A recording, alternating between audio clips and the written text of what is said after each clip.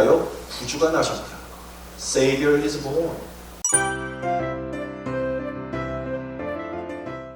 이 평범하게 태어나신 예수님이 하나님의 아들이라는 것을 아는 사람은 아무도 없었습니다.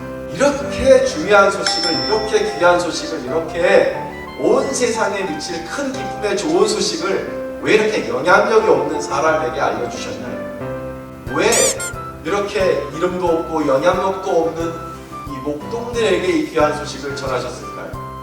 오늘 나신 이 구세주는 온 세상의 죄를 위하여, 우리의 속죄를 위하여 바쳐질 어린 양이라는 것을 하나님이 계시하신 것이죠.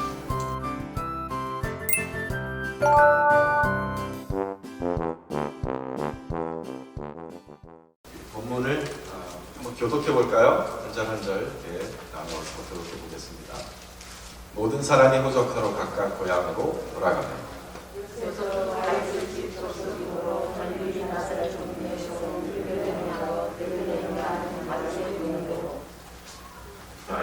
그 약혼한 마리아와 함께 호적하러 올라가니 마리아가 이미 잉태하였더라. 거기 있을 그때에 산다는 찾아서 첫 아들을 낳아 강보로 싸서 그 위에 뉘었으니 이는 여관에 있을 곳이 없음이러라. 그 지역의 모자들이 밤에 밖에서 영향을 주셨습니다. 주의 사자가 곁에 서고 주의 영광이 그들을 두루 비추매 크게 무서워하는지라. 천사가 이르되 무서워하지 말라. 보라, 내가 온 백성에게 미칠 큰 기쁨의 좋은 소식을 너희에게 전하노라. 오늘 다윗의 동네에 너희를 위하여 구주가 나셨으니 곧 그리스도 주시니라. 너희가 가서 강보에 쌓여 그 위에 놓여있는 아기를 보니 이것이 너희에게 표적이니라 하더니 어련히 수많은 천군이 그 천사들과 함께 하나님을 찬송하여 이르되 지극히 높은 곳에서는 하나님께 영광이요 땅에서는 하나님이 기뻐하시는 사람들 중에 평화롭다 하니라. 아멘. 제가 태어난 고향 수원도 옛날에는 어떤 고향이었냐면 그 임금님 궁궐에 소고기를 대는 곳이었어요. 그래서 소목장이 많았습니다. 수원에는 소목장이 가득했어요. 이름은 수원, 무슨 물의 근원이라는 뜻을 가지고 있는데 물하고는 아무 상관이 없고 소를 키워서 궁궐에 대는 그런 일을 했죠. 베들레헴이 꼭 그랬어요. 이름은 떡집인데 떡하고는 아무 상관이 없고 이 제사 드리는 이 성전에 양을 드리는 곳이었어요. 그래서 온통 그냥 양 목장 뿐이었던 것이죠. 그런 곳에서 예수님이 태어나셨습니다.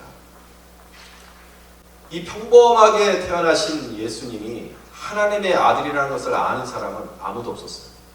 어머니 마리아와 요셉 외에는 아무도 없었습니다. 이 세상을 구원하실 메시아가 태어났는데 그 탄생을 아는 자가 아무도 없었는데 하늘에서 하나님께서 이 소식을 딱 몇 사람에게, 몇 명의 목자들에게만 이 귀한 소식을 알리셨습니다. 그 지역의 목자들이 밤에 밖에서 자기 양떼를 지키더니 하였죠. 앞에서 말씀드린 것처럼 베들레헴이 온통 양 목장들 뿐입니다. 밤에 양떼를 지키던 목자들이 있었습니다. 이것을 보면 이 시기는 오늘 우리가 지키고 있는 이 12월이 절대로 아니라는 것을 알 수 있죠. 밤에서 야영을 할 수 있는, 양과 함께 야영을 할 수 있는 시기니까 진짜 예수님의 탄생 시기는 사실은 지금 12월은 아니에요.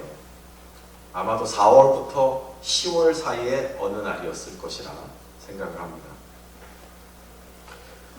이 목자들에게 하나님께서 예수님이 나신 오늘 다윗의 동네 베들레헴에 난 이 아이는 특별한 아이다. 이 세상을 구원할 하나님이 보내신 특별한 메시아고 특별한 구원자다라는 이 계시를 이 목자들에게만 주셨습니다. 주의 사자가 나타났어요. 천사를 말합니다. 천사가 나타나고 주의 영광이 그들을 두루 비추네. 아주 정말 놀라운 빛이, 인간이 만들어낼 수 없는 그런 놀라운 빛이 비추는 거예요. 캄캄한 밤에 여러분과 천사가 나타나고 환한 빛이 비춰졌으니 그 들판이 얼마나 환해졌겠어요. 당연히 무서웠겠죠. 무서워하는 그들에게 천사가 이릅니다. 무서워하지 말라 보라. 내가 온 백성에게 미칠 큰 기쁨의 좋은 소식, 복음을 너희에게 전하노라. 모든 백성을, 모든 사람을 구원할 수 있는, 모든 사람에게 좋은 소식이 되는 기쁜 소식을 내가 전할 것인데, 그것은 오늘 다윗의 동네 베들레헴에 너희를 위하여 구주가 나셨다. Savior is born. 구주가 나셨다. 곧 그리스도 주십니다. 이 말씀이 참으로 이해가 안 되는 것은, 이렇게 중요한 소식을, 이렇게 귀한 소식을, 이렇게 온 세상에 미칠 큰 기쁨의 좋은 소식을 왜 이렇게 영향력이 없는 사람에게 알려주셨냐. 오늘날 돈을 많이 버는 사람들이 누구냐 하면 이 SNS라 그러죠. 뭐 트위터나 뭐 유튜브나 이런 SNS에 구독자가 많아서 그것으로 페임을 얻고 그걸 바탕으로 해서 자기 브랜드를 개발해서 물건을 파는 이런 사람들이 돈을 많이 법니다. 특별히 하는 일은 없어요. 유튜브에 자기 사는 거 올리고 자기 입은 거 올리고 먹는 거 올리고 그러는데 그것으로 돈을 그렇게 벌어요. 우린 그런 사람들은 인플루언서라고 부릅니다. 인플루언서. 새로운 직종. SNS를 가지고 사람들에게 영향을 미치는 사람이죠. 신제품이 발명이 되거나 식당을 새로 오픈할 거라 그러면 누구를 찾느냐? 이런 인플루언서를 찾습니다. 많이 알려줄 수 있는 사람. 세상에 널리 퍼뜨려드릴 수 있는 사람. 그런데 우리 하나님은 온 세상을 위한 구주를 이제 이 세상에 보내시는데 진짜 인플루언스가 요만큼도 없는 사람들을 택하셔서 그 소식을 전하시고 하늘로 올라가셨어요. 왕궁에 전하신 것도 아니고 성전에 전하신 것도 아니고 들판에서 외롭게 양을 치고 있던 목동 몇 사람에게 이 귀한 소식을 전하시고 오늘 세상을 구원할 세이비어가 나셨다 하고 올라가셨어요. 이게 이런 상식적인 마인드로는 도저히 이해가 안 되는 것입니다. 왜 이렇게 이름도 없고 영향력도 없는 이 목동들에게 이 귀한 소식을 전하셨을까요? 많은 목사님들과 많은 신학자들이 그거 갖고 고민합니다. 왜 하필 목동일까? 왜 목자일까? 이 귀한 소식을 왜 그들에게 전하셨을까?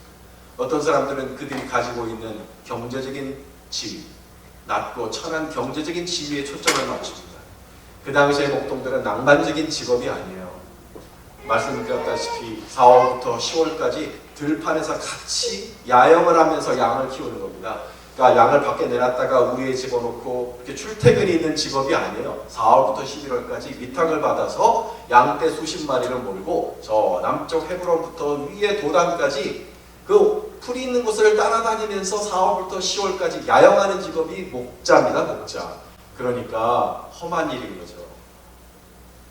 정말 블루칼라 워커 중에서도 정말로 힘들게 사는 사람들이고 사람들이 귀하게 여기잖아요. 맨날 짐승들하고 같이 사니까 얼마나 더럽겠어요. 씻지도 못했을 것이고 냄새나고. 그래서 사람들이 원하는 직업이 아니었습니다. 어쩔 수 없이 살기 위해 택하는 직업이었죠. 거기에 초점을 맞춥니다. 우리 하나님께서는 이 세상에 낮고 가난하고 힘든 사람들에게 복음을 주시기 위해 이 사람들을 택하셔서 예수님을 알리셨다라고 그렇게 보시는 분도 있습니다. 어떤 분은 굉장히 성경을 깊이 파고들어서 이 베들레헴에 살고 있던 목동들의 오리진, 그 기원을 찾아내는 분들이 계십니다. 700년 전쯤에 이 예수님이 나시기 700년 전쯤에 여호야김 왕 때 정말 악한 왕이 다스리시는 그 시대에 도덕적으로 타락하는 그 시대에 하나님 앞에 바로 살아야 되겠다. 내가 하나님 앞에 술을 마시지 않고 살아야 되겠다 라고 결심한 사람이 있어요. 레갑이라는 사람입니다.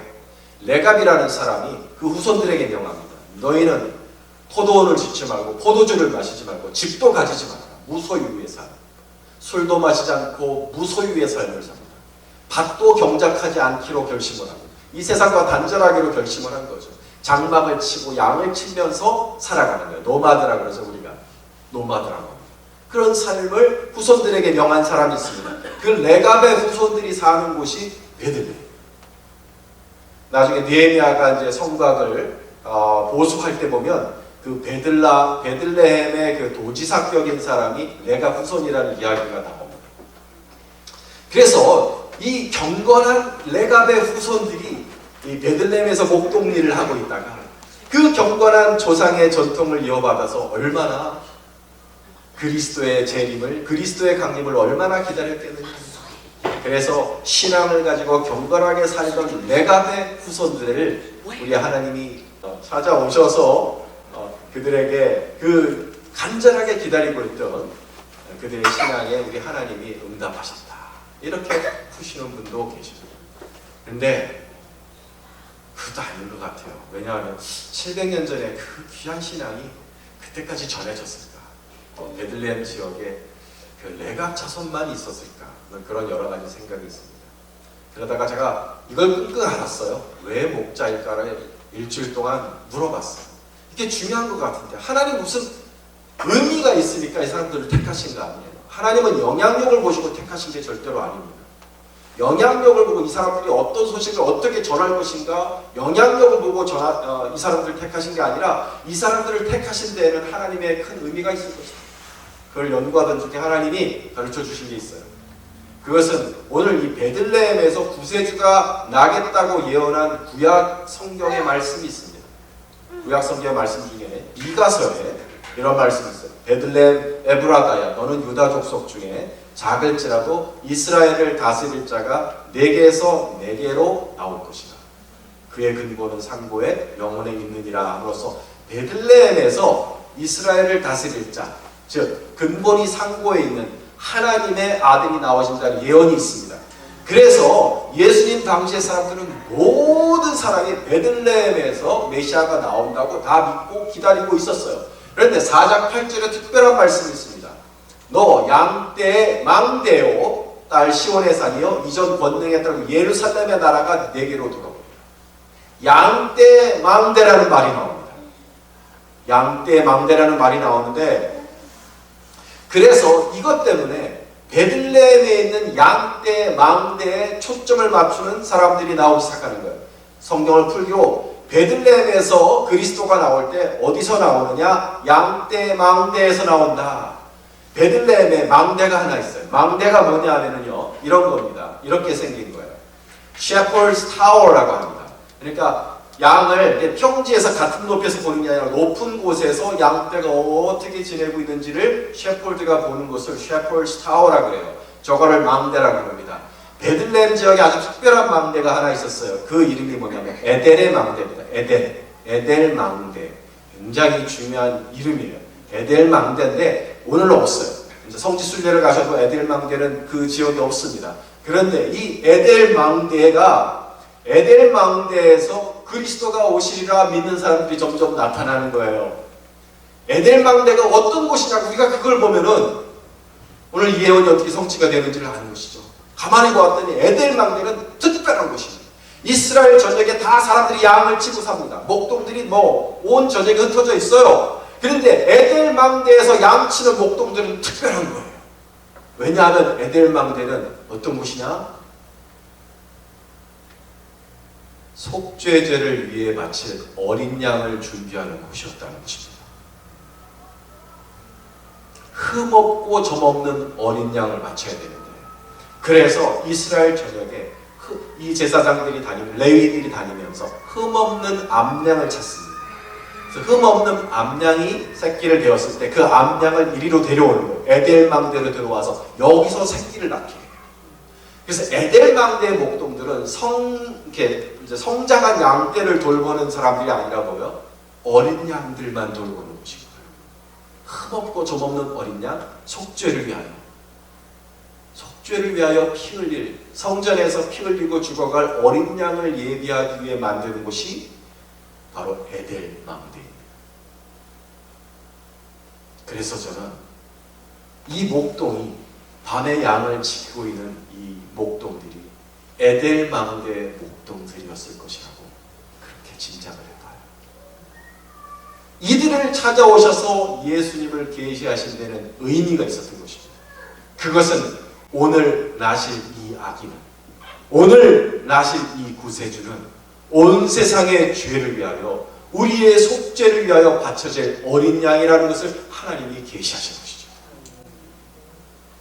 그래서 이 목동들을 택하신 것이라 그렇게 짐작이 되오죠.